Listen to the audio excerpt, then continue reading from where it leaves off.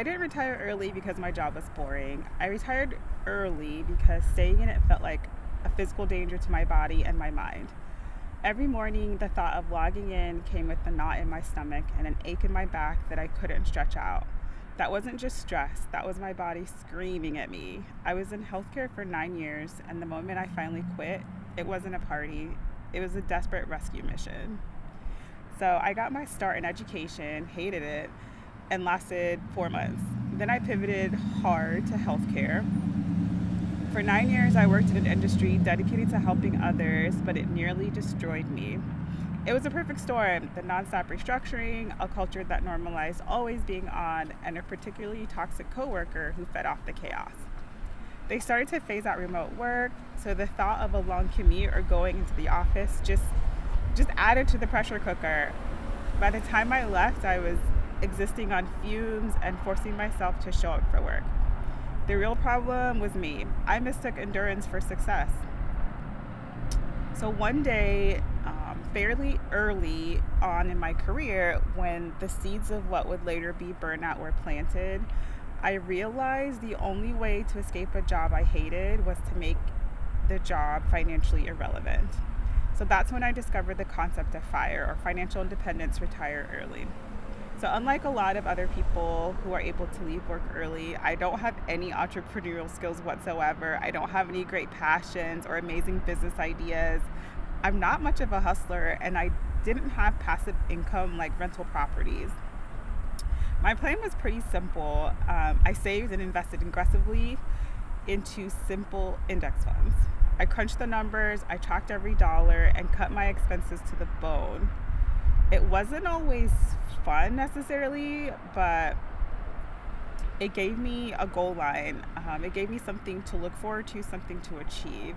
It was a lifeboat when I felt like I was drowning. I wasn't saving to buy a yacht, I was saving to buy back my health and my peace. I knew the moment that I reached a certain number, I would have the freedom to walk away, whether I was ready or not, and that was everything. So the final decision to walk away wasn't one big explosion necessarily, it was just a couple of quiet whispers. So nudge number one was basically the amount of self-talk and self-soothing I had to do every morning just to get out of bed.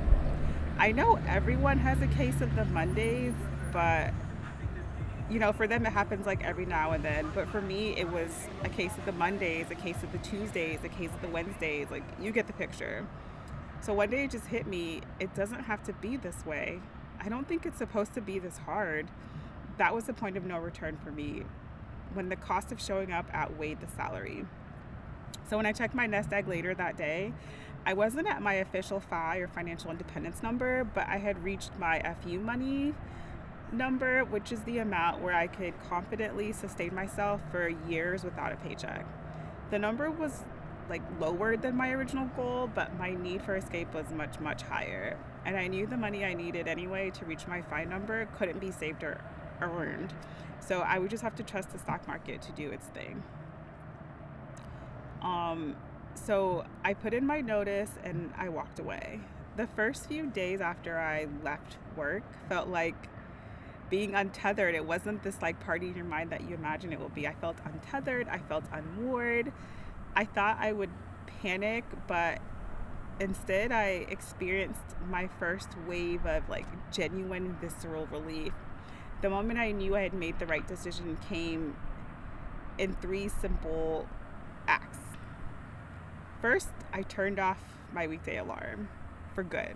I didn't just turn it off. I deleted the recurring setting. I deleted every single one on that Apple app that I had set in the past, all of them. Waking up naturally without that jarring sound felt like recovering a piece of my soul. Second, I took apart my workstation.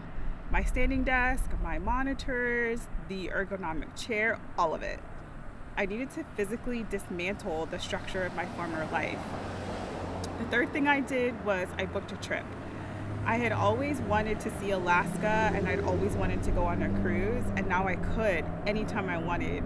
There was no need to check vacation balances, no need to ask permission, no need to send a stressful email saying I'll be offline and wondering if that's gonna be the time, that the ish hits the fan. or like being scared of an overflowing inbox when I came back from vacation. That moment, booking a major trip on a whim or whenever I felt like it without anybody else's parameters guiding me, knowing I had the money and the time was the most financially independent I have ever felt. So here's what they don't tell you about early retirement when you save aggressively. The goal isn't just about the money, it's about reclaiming your focus. When you don't have a job, you suddenly have to define what productivity means for you. For the first time, I had the bandwidth to think about me. I started reading books that had nothing to do with my industry. I focused on my chronic shoulder and wrist pain with dedicated physical therapy. I learned that the true challenge isn't surviving without a paycheck, it's relearning how to live without the imposed structure of a 9 to 5. My life is built on my fire nest egg, which means I have to be smart, but the energy I used to spend navigating a toxic culture is now spent doing things that actually fill my cup. So if you're watching this and you're in the trenches in healthcare and education and any industry that has stolen your quiet time and your health, listen for the nudge, listen for the gentle whisper, the gnawing in your gut. It might not be a voice, it might be an elevated heart rate, it might be chronic fatigue or tears when the alarm goes off. The moment you have enough saved that the risk of staying is higher than the risk of leaving, that's your answer. The goal isn't extravagant. The goal isn't extravagance. The goal is simple: to stop dreading your own life. So that's me. That's my story. I'm documenting this new era of life, the finances, the lifestyle adjustments, and the continuing journey to my full FI number. If this resonated with you, please hit like, subscribe, and let me know in the comments what your own nudge has been. Thank you so much for watching.